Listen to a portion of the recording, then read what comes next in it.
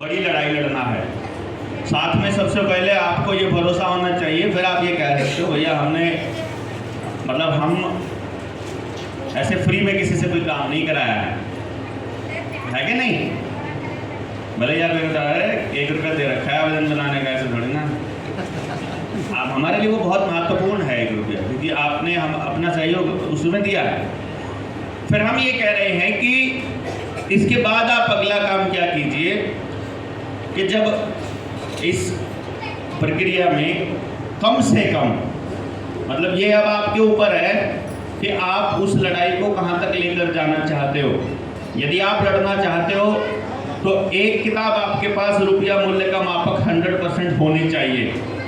उसको पढ़ना है, उसको पढ़े बिना, यानी कि आपके पास कुछ शब्द टेक्निकल होने चाहिए और नॉलेज का कोई सबूत होना चाहिए। कोई कागज उठा के दिखाएंगे, उससे ज़्यादा सबूत किताब में है कि कागज में है? ज़्यादा सबूत किताब में है। मतलब किताब अपने आप में एक बड़ा सबूत है, बड़ा हथियार है। एक किताब वहाँ से ऑर्डर करने के लिए भी लिंक दिया होता है, एक किताब ऑर्डर कर दीजिए। तीसरे नंबर पे अपनी, जब आपका ठीक ठाक काम चल जाता है, फिर आप अपनी आमदन का या अपने लोन अमाउंट का जैसा मर्जी, मुझे नहीं पता कितना लेंगे, लेकिन ये हमारे पुरखों ने ही सिखाया है कि भैया अपने जीवन में जो आपकी नेक कमाई है उसका कुछ प्रतिशत आपको समाज के काम के लिए रखना चाहिए। तो हम क्या कहते हैं कि आपने अपनी कमाई का 10%, इवन जिसका आवेदन नहीं लगा है वो भी अपना अलग निकाल के रखो अपने घर में, कि ये हमें सामाजिक कार्य में देना है, ये हमें धर्म के कार्य में देना है। जहाँ भी आपको कोई धार्मिक काम करता दिखाई दे, जहाँ भी कोई व्यक्ति दूसरों के लिए लड़ता दिखाई दे, जहाँ भी आपको ये काम कुछ ऐसा होता दिखाई दे जो समाज के लिए है, वहाँ उसमें से जो भी आपका मन करे अर्पित करते रहें। साथ साथ महीनेवार सर करते रहें या साल में करें, वो आपकी मर्जी है। ये एक हम लोग बात रखते हैं, गलत है कि सही है? इतना सा हम लोग आपको कहते हैं, तो वो जो 10% है वो ये है, ठीक है ना? वो हमें नहीं देना है। हम आपसे जब हमारी कोशिश ये रहती है, हमारा नियम है मोर्चे में, हम अपने साथियों को एक बात बोलते हैं कि भाई हमारे मोर्चे के पास पैसा इकट्ठा नहीं होना चाहिए। हमारे पास पैसा इकट्ठा हो गया तो गड़बड़ हो जाएगी। आप काम प्लान कीजिए, लोगों से उम्मीद कीजिए, लोग आपको सहयोग देंगे, काम पूरा हो जाएगा। जो बचा रह गया, जब तक वो खर्च नहीं होता तब तक दूसरा मत मांगिए, और अगर वो कम पड़ जाए तो फिर मांग लीजिए। समाज का काम समाज के सहयोग से नहीं हो रहा है। अगर समाज इतना इकट्ठा नहीं किया है सहयोग करते, तो भैया फिर इसका मतलब अभी जो है लड़ाई लंबी है। यहाँ के आयोजक जो साथी हैं, 4 साथियों के नंबर हमने डाले थे। आप बताइए, इस कार्यक्रम का आयोजन एक व्यक्ति करेगा और वो किसी को भी ना बोले, वो बेहतर है, या हम सारे उसमें कुछ ना कुछ कंट्रीब्यूट करें, वो ज़्यादा बेहतर है? क्योंकि यदि हमने सबने कंट्रीब्यूट कर दिया तो इससे बड़ा आयोजन किया जा सकता है दोबारा रायपुर में। यही करते करते अगले की सांस फूल गई तो भैया अब हमारे बस की बात नहीं है। हमने एक ट्राई करके देख लिया, ये हमने देखा है करके, प्रैक्टिकली हमारी लाइफ में ऐसा हुआ है बहुत बार कि जब आदमी को साथियों का मतलब ना मेहनत के मामले में, ना धन के मामले में, ना व्यवस्था के मामले में कहीं से सहयोग मिलता है, तो आदमी थोड़े दिन मेहनत करके फिर रुक जाता है। हम नहीं चाहते हैं कि ये आंदोलन रुके, इसलिए मैं तो ये कहूँगा कि आपको सबसे पहले ही ये मैं आपको सलाह दूंगा कि आज में और कल में जो इस व्यवस्था के लिए अपना जो सहयोग रूपी मतलब जो भी आप राशि है, किसको देना है टेमन भाई? कोई नाम एक बता दीजिए। सहयोग राशि किसको देनी है? कोई एक आदमी अपॉइंट कर दो कन्यादान की तरह, कि वो रख लेगा और उसके पास रहेगी, फिर वो आपको पकड़ा देगा। चंदन भैया कहाँ है? लो जी, इनको देख लो, ये कन्यादान वाले हैं, इनको लिखवाते रहो, इनको दे देना।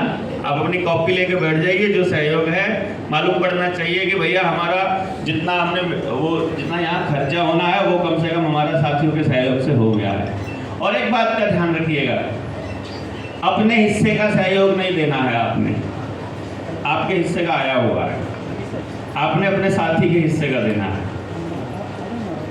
कहीं आप ये सोचो कि मैंने जितना खाया है मैं उतना दे दूं, या जितना यहाँ खर्चा हो मैं अपना हिस्सा दे दूं, आपका आया हुआ है, ये समझ के देना है। समझ गए ना? मतलब ये मानो कि आपका किसी और ने दिया हुआ है, आपने किसी और का देना है। ज़्यादा हो जाएगा तो अगली बार किसी और के नाम का जमा रहेगा अपने पास, कोई दिक्कत नहीं है। ये बिल्कुल स्पष्ट आपको दिमाग में होना चाहिए कि आपसे कोई नहीं मांग रहा है आपका हिस्सा। यहाँ पर आपके पास यदि व्यवस्था है एक्स्ट्रा तो आपने किसी और का देना है, ठीक है ना जी? समझे? नई व्यवस्था है तो कोई दिक्कत नहीं, आपका आया हुआ है, फिर आपका सहयोग यहाँ है हमारे पास, फिर वो उसके लिए कोई ना कोई और सज्जन ऐसा मिलेगा जो 4 लोगों को सहयोग दे जाएगा, जो 6 लोगों के हिस्से का सहयोग दे जाएगा, जो 10 लोगों का सहयोग दे जाएगा। उसकी चिंता आपको बिल्कुल नहीं करनी है, ये बिल्कुल ध्यान रखिएगा। हमारा यहाँ मकसद है आप लोगों को इस बात के लिए तैयार करना कि ये लड़ाई सामूहिक है, ठीक है ना? सामूहिक लड़ाई के लिए हम लोगों को तैयार होना है। इस सामूहिक लड़ाई के लिए तैयार होने के लिए आप सब लोगों का समझ का स्तर ऊंचा उठना बहुत जरूरी है। समझ का स्तर ऊपर उठने के लिए आपका चीजों को समझने के लिए तैयार होना आवश्यक है, और उसके लिए हम ये 3 दिन का शिविर, मीटिंग, कोऑर्डिनेशन, ओरिएंटेशन या ट्रेनिंग प्रोग्राम, आप इसे कुछ भी कह लीजिए, वो हम आयोजन करते हैं। अब इस आयोजन के पीछे का भाव क्या है कि सारे लोग अपने भीतर जो जमा है उसे साइड में रखकर एक दूसरे के लिए जुड़ने के लिए, कनेक्ट होने के लिए तैयार रहें। आप लोग यहाँ आए हैं मोर्चे से जुड़ने के लिए, आप लोग आए हैं हो सकता है देवेंद्र भाई से जुड़ने के लिए, हो सकता है आप कुछ और मतलब किससे जुड़ने के लिए आए हैं मुझे नहीं मालूम है, लेकिन हम यहाँ आए हैं आप सबको जोड़ने के लिए एक दूसरे से। हमारा जो मकसद है वो ये है कि एक ऐसी व्यवस्था के लिए काम करना जिसमें हम सबको ये समझ में आ जाए कि अगर सबसे आगे भागोगे तो अकेला रहना पड़ेगा, और अगर मिलकर के चलोगे तो तुम्हारे साथ पूरी दुनिया होगी।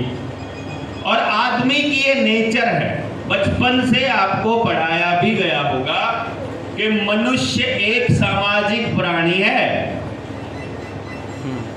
पढ़ा ना? आदमी एक सामाजिक प्राणी है। ये तब तक ठीक रहेगा जब तक ये सामाजिक रहेगा।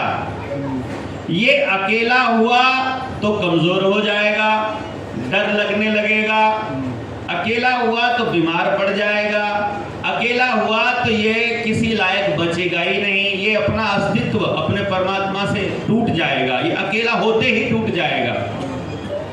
ये नियम है। उन लोगों ने इस खेल को पकड़ लिया कि इस आदमी को तोड़ना है तो इसको अकेला कर दो, अकेला होते ही कंट्रोल हो जाएगा। कंट्रोल होने के लिए आदमी बना नहीं, लेकिन अकेला कर दोगे तो कंट्रोल हो जाएगा। डीएनए की जो आप बात कर रहे थे, सबसे फ्लेक्सिबल आइटम है डीएनए बॉडी के अंदर। जो भी बॉडी को चाहिए बना सकता है, डीएनए अंदर ही अंदर रिफॉर्म कर सकता है। जो बॉडी को नहीं चाहिए उसको निकाल सकता है, अंदर ही अंदर मार सकता है, अपना इवोल्यूशन कर सकता है, और वो जैसे माहौल मिलता जाएगा उसके हिसाब से आदमी को बनाता जाएगा। उसका दिल जैसा चाहिए, लिवर जैसा चाहिए, दिमाग जैसा चाहिए, अपने आप करता जाएगा वो।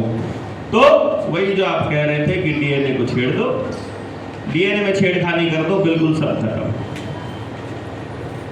समझे ना?